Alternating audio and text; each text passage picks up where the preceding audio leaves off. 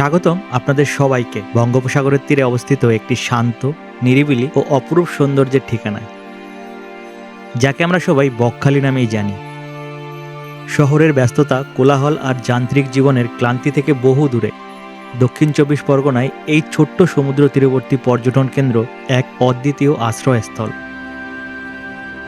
বিস্তীর্ণ সমুদ্র সৈকত, ঝাউবনের সারি, নোনা বাতাসের মাদকতা আর সূর্যোদয় এবং সূর্যাস্তের মনোমুগ্ধকর দৃশ্য বকখালিকে করে তুলেছে এক স্বপ্নময় গন্তব্য।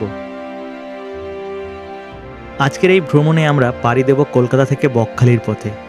দেখব সমুদ্রের অপার সৌন্দর্য, ফ্রেজারগঞ্জের মৎস্য বন্দর, নিস্তব্ধ প্রকৃতি এবং স্থানীয় জীবনের নানা রঙিন মুহূর্ত।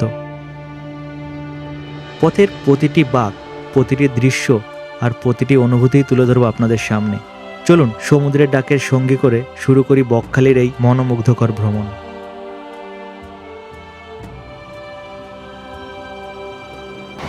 এখনকার ওয়েদারটা এত সুন্দর না, বাজতে গেল 10:30। দেখুন কোনো রোদ নেই, আর এই সময় বকখালি গিয়ে সমুদ্রের পাড়ে বসে আর সমুদ্রে স্নান করতে এত ভালো লাগবে না? আমার তো রোদের থেকে এই বৃষ্টির সময়, বর্ষার সময় বেশ ভালো লাগে।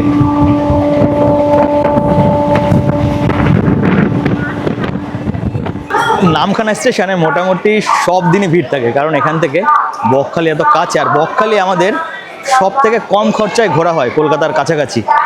তো আপনারা দেখতে পাচ্ছেন এখন প্রচুর লোক নামলো, প্রচুর লোক। এই সবাই কিন্তু যাচ্ছে বকখালি, ম্যাক্সিমাম লোক, মানে 90% লোক বকখালি যাচ্ছে।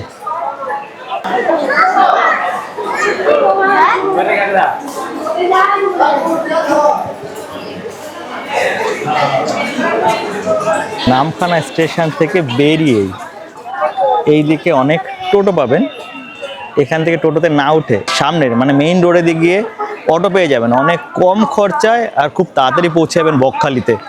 তো এখান থেকে টোটোতে উঠবেন না, মোটামুটি যদি আপনারা হাঁটতে পারেন বা বন্ধুরা মিলে আসেন তাহলে একটু হেঁটে মেইন রাস্তায় চলে যান। এই রাস্তা দিয়ে এসে দেখুন এখানে প্রচুর টোটো আছে, এই দিক ওই দিক সব টোটোই বকখালি যাবে। মোটামুটি এখান থেকে ভাড়া 40 টাকা করে পার হেড। আর এই যে রাস্তাটা আমি হাঁটছি, আমার ডান দিকে রাস্তা, মানে এই যে কতগুলো দোকান রয়েছে, দোকানের ওই পাটটায় পাবেন অটো। অটো আপনাদের এখান থেকে সেরকম 40 টাকা করে নেবে, বাট অটোতে একটু তাড়াতাড়ি যাওয়া যায়।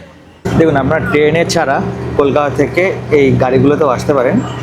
4 ঘন্টা টাইম লাগে এখানে আসতে, আর মোটামুটি ফাঁকাই থাকে। তো আপনারা 4 ঘন্টার টাইমের বিনিময়ে আপনারা কলকাতা থেকে বকখালিতে চলে আসতে পারেন। আর ট্রেনে একটু টাইম কম লাগে, মোটামুটি 3 ঘন্টার একটু বেশি লাগে।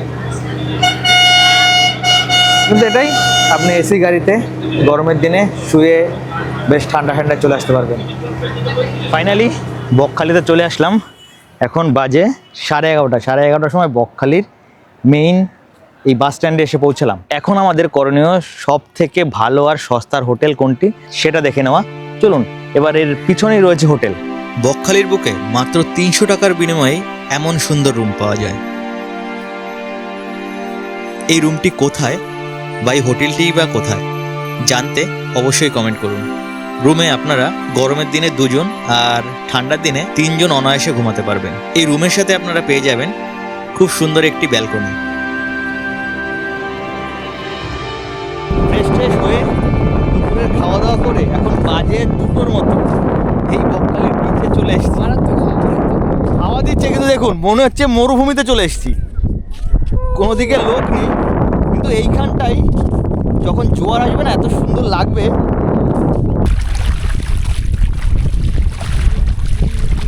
এটাই হচ্ছে এমন একটা জায়গা যেখানে সেই ছোটবেলার কথা মনে পড়ে যায়। সেই একটা কবিতা ছিল না, চিকিমিকি করে বলে কথা নেই কাদা, 2 ধারে কাশবন ফুলে ফুলে সাদা, পার হয়ে যায় গরু পার হয় গাড়ি, 2 ধার উঁচু ধার ঢালু ধার পারি। সেরকম দেখুন ছোট্ট একটা নদীর মতো বয়ে গেছে, 2 ধারে সাদা বালি, বেশ ভালো লাগছে। দেখুন বাজে দুপুর 2টো, এখানে তাও প্রচুর লোক কিন্তু স্নান করছে।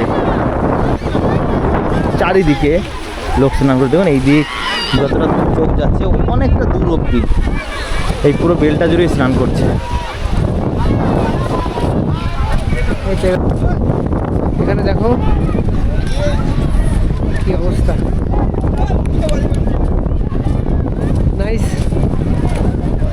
বাহ, দারুণ। কোথা থেকে এসছো দাদা তোমরা? আমরা এখানে নামখানায় বাড়ি? নামখানা বাড়ি। বাহ, আমরা মুখে বাড়ি। দারুণ কিন্তু পুরো বালি দিয়ে। তোমরা কোথা থেকে? আমি রানাঘাট থেকে এসেছি। রানাঘাট নদিয়া। হ্যাঁ, হ্যাঁ। বাহ, দেখো কি অবস্থা। Hello guys, দেখতে পাচ্ছ মারবেট তৈরি হচ্ছে, মারবেট দেখতে পাচ্ছ। পুরো কি ঢেকে দেবে নাকি? হ্যাঁ। পাখনা মারাবো, সব দারুণ। খালি বাড়ি সব নিয়ে চলে যাবো বাড়িতে। এখানেই বাড়ি, তাও বন্ধুরা মিলে এসে বেশ স্নান করছে। আপনারা বন্ধুরা মিলে আসুন, কারণ এই মানে কি বলবো, মানে বন্ধুদের এই টাইমটাই সবসময় মনে থাকবে যে একদম, একদম, কোথায় দারুণ। ঘুরতে গেছিলাম, কোথাও মিলে আনন্দ করতাম। কারণ সময়ের সাথে সাথে অনেক বন্ধু সবাই পাল্টে কাজে ব্যস্ত যাবে। হয়ে যাবে, একদম রাইট সাইড, এটাই। আসুন বকখালি ঘুরুন, বেশ ভালো লাগবে।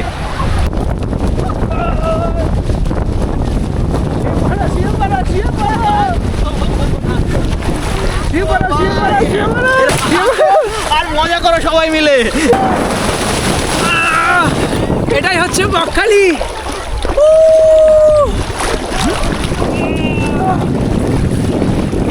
স্নান টান করে আবার রুমে থেকে গিয়ে ফ্রেশ হয়ে আবার চলে এসেছি সমুদ্র সৈকতে।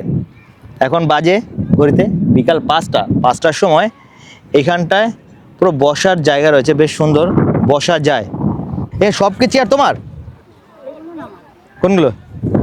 এইখানে এই পুরো এই জায়গাটা তোমার চেয়ার?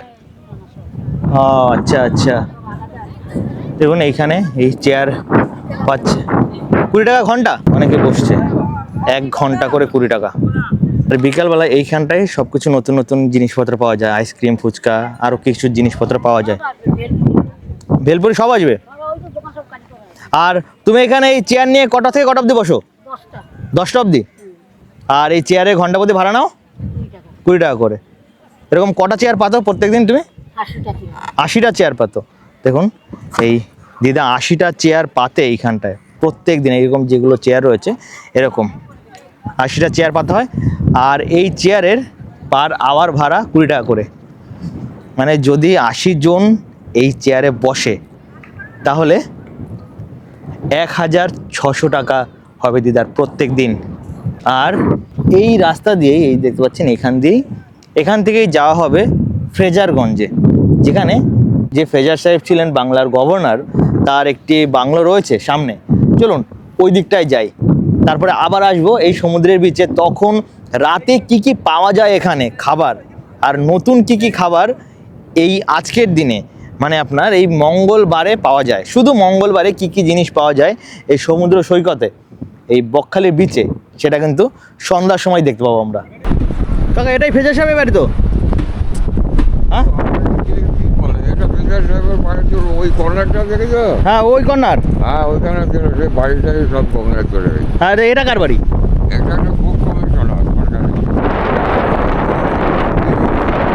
ও আচ্ছা, মেইনলি ফ্রেজার সাহেবের বাড়ি, যে এই একটু মেইনলি ফ্রেজার সাহেবের যিনি, তার বাড়ি ভেঙে চুরে সমুদ্রে চলে গেছে। আর চলে গেছে, তার পিছনে। ওই একেবারে ওই কর্নারটায়, ওই যে নারকেল গাছটা আছে। তা এই উনি যে মানে ভেঙে গেছে, তো গভর্নমেন্ট এটা কোনো মানে রক্ষণাবেক্ষণ কিছু করেনি না, সমুদ্রে? এগুলো এই করছে এই। এখন করছে না? আর বাকিটা যে ভালো বাড়ি ছিল, যা ইয়ে ছিল, সেটা পুরো ধুলিসাৎ হয়ে গেছে। কবে? আচ্ছা আচ্ছা, 50 বছর আগে চলে গেছে। 50 বছর আগে চলে গেছে। সবাই এটা তাহলে ভুল বলে, তো এটা ফ্রেজার সাহেবের বাড়ি না। আপনার আচ্ছা, টোটোওয়ালারা যাতে মানে লোক আসে তার জন্য এটা বোঝায়, তাই তো? এটা ফিরে সাহেবের বাড়ি, ওটা ও আচ্ছা, এটা বাড়ি না।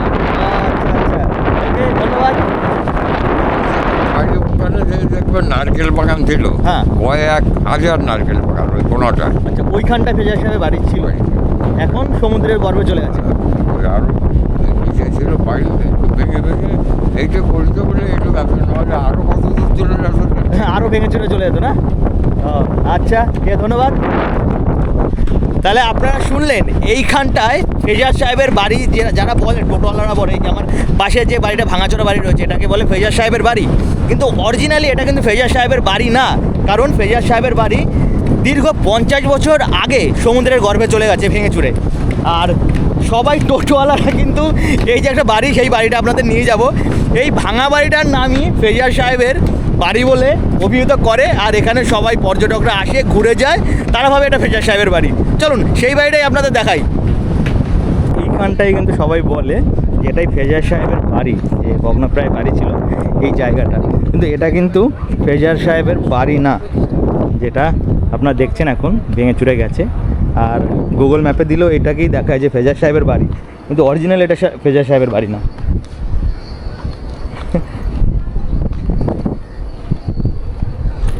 এটা কোনো একটা সরকারি প্রতিষ্ঠান ছিল, কিন্তু সেটাও আস্তে আস্তে ভেঙে গেছে। আর এখানে যেহেতু বাঁধ দেওয়া রয়েছে, এই বাঁধের জন্যই এই প্রতিষ্ঠানটা এই অবধি রয়েছে, নাহলে এটাও ভেঙে চুরে যেত। আর এটার ভিতরটা আপনাদের দেখাচ্ছি যে কেমন। সবাই বলে তো এটা ফেজার সাহেবের বাড়ি, সবাই আপনারা আসছেন, আপনারা ভাবছেন এটা ফেজার সাহেবের বাড়ি, কারণ টোটোওয়ালা ফোটোওয়ালা সব এটাকেই বলে। এটা অরিজিনালি ফেজার সাহেবের বাড়ি না। দেখুন এই বাড়িটা পুরো ভগ্ন প্রায়, দেখুন পুরো যা তা অবস্থা। আর এইখানটায় ফেজার সাহেবের বাড়ি না, কিন্তু চুকলি পুকলিরা রয়েছে। কি তুমি কি, এ দেখুন ছোট্ট একটা বাচ্চা রয়েছে এখানে, কুঞ্চু, হ্যাঁ মা ছেড়ে গেছে হয়তো এখানে। আর এই দেখুন কেমন ভাঙাচোরা, কিন্তু এটা ভুতুরে বাড়ির মতোই লাগছে। পুরো চারিদিকে ভেঙে চুরে গেছে, গাছগাছালি হয়ে গেছে এইদিকে। আর এই পাশটাও দেখুন বাথরুম ছিল, গন্ধ, বিশাল গন্ধ এখানে। আর এদিকটা দেখুন, এখানে হয়তো কেউ কোনো পাগল ফাগল থাকে, দেখুন এখানটায় ইয়ে রয়েছে, এখানটায় জিনিসপত্র রয়েছে, কোনো পাগল ফাগল হয়তো এখানে থাকে। আর এখানে রয়েছে ছোট্ট একটি কুকুরের বাচ্চা, ছোট্ট কুচু কুচু। তোমার মা তোমাকে রেখে আছে এখানে? যেমন এখানে একটা রয়েছে। আর এই হচ্ছে সেই ভগ্নপ্রায় বাড়িটি।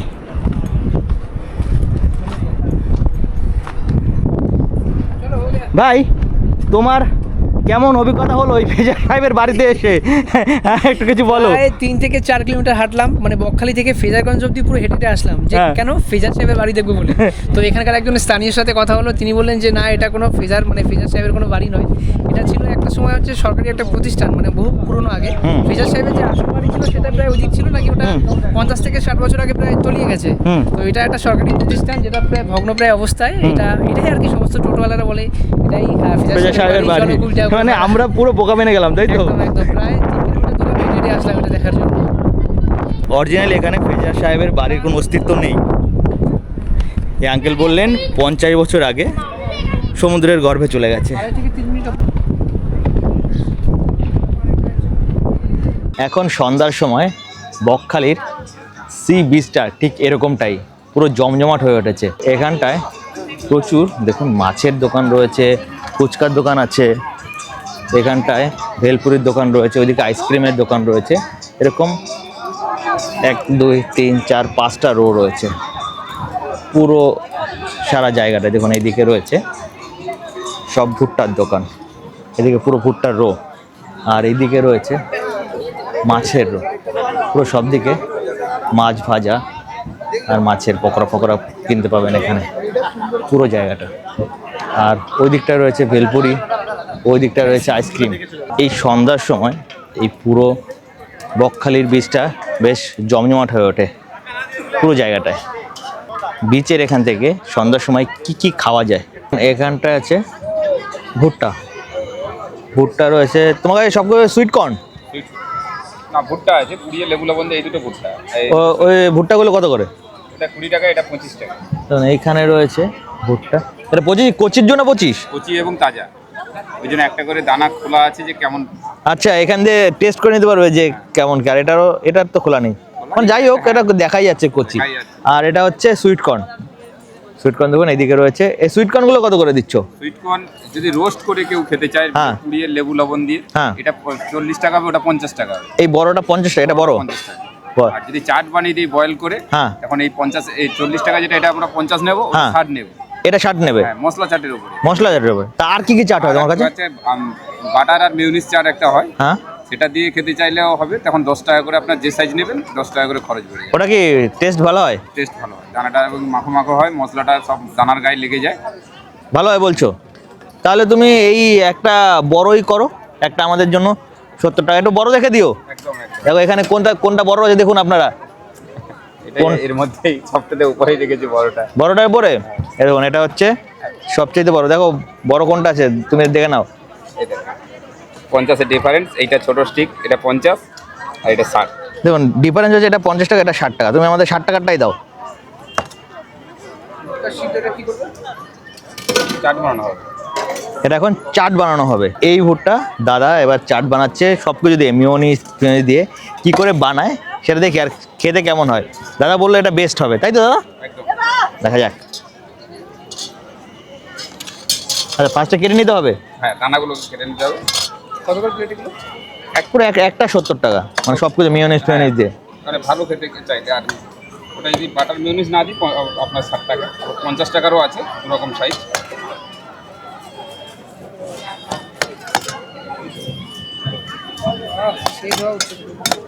হেভি ধোয়া উঠছে, এখন দেখা যাক। দাদা বললো এটা হেভি খেতে হবে, দেখ কেমন খেতে লাগে। এবার হবে ধনে পাতা। লঙ্কা হবে? হ্যাঁ লঙ্কা একটু বেশি হবে, কাঁচা লঙ্কা দেবে একটু কাঁচা বেশি দেবে। লঙ্কাই দিই। হ্যাঁ একটু বেশি দেবে যাতে একদম ঝাল জমে যায়।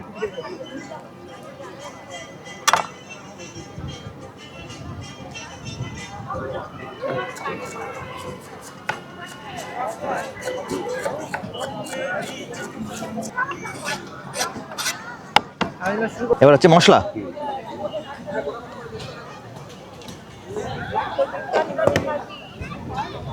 এবার যাচ্ছে বিট নুন। বিট নুন, ওই চাট ওটা দিয়ে দিলাম চাট মশলা, ওর সঙ্গে আমার কিছু সিক্রেট মশলা আছে হ্যাঁ। ওর সঙ্গে মেশানো আছে। ওটা আপনার সিক্রেট মশলা, তাই তো?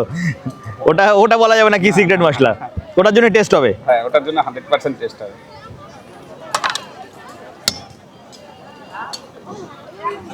এটা দিচ্ছে না বীজগুলো না যায়, তাই তো? দানাটাও বীজগুলো আটকে যাবে। হুম এইটা খাওয়া এত সুন্দর একটা খাবার খেতে গিয়ে যদি বীজ একটা মুখে পড়ে যায়, পুরো হ্যাঁ মুখটা বেসাইতে হয়ে যাবে। তার জন্য বীজটা যাতে না লাগে।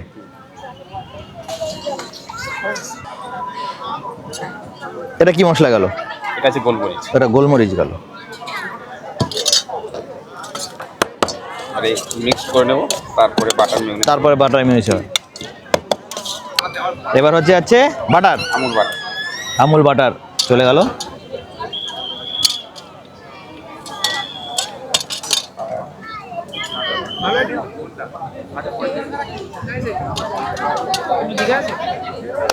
দীঘা আছে, দীঘায়ও আছে, কিন্তু এরকম ভাবে মাখানোটা দেখিনি আমি। দীঘাতে খেয়েছি। আর এটা যাচ্ছে mayonnaise, veg mayonnaise. Veg mayonnaise. ও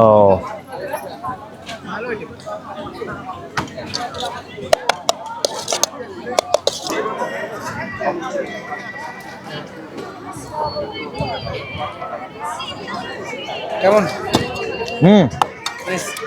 হেভি হেভি। ও মিউনিস দেওয়ার পরে একটু ভালোই লাগছে।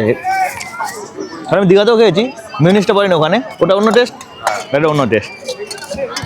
তো আপনারা আসলে এরপরে দানার গায়ে আঠা আঠা ভাব হয় তো মশলাটা ভালো লাগে। ভালো মতো থেকে যায়। তো আপনারা আসলে দাদার দোকান থেকে একদম ঢুকেই 3-4টে দোকানে পড়ি। দাদার দোকান, তুমি প্রত্যেকদিন বসো তো এখানে দাদার দোকান থেকে খেতে পারেন, বেশ ভালো। আমার এই পুরো ভিডিওটা আপনাদের কতটা ভালো লাগলো অবশ্যই কমেন্ট করে জানাবেন। আর যারা যারা আমার চ্যানেলে এখনও অবধি নতুন, এখন আমার চ্যানেলটিকে সাবস্ক্রাইব করেননি, তারা অবশ্যই চ্যানেলটিকে সাবস্ক্রাইব করে নেবেন এরকম আরও নতুন নতুন ভিডিও পাওয়ার জন্য। আপনাদের সাথে দেখা হবে পরের আরেকটি নতুন ভিডিওতে। ততদিন অবধি ভালো থাকুন, সুস্থ থাকুন।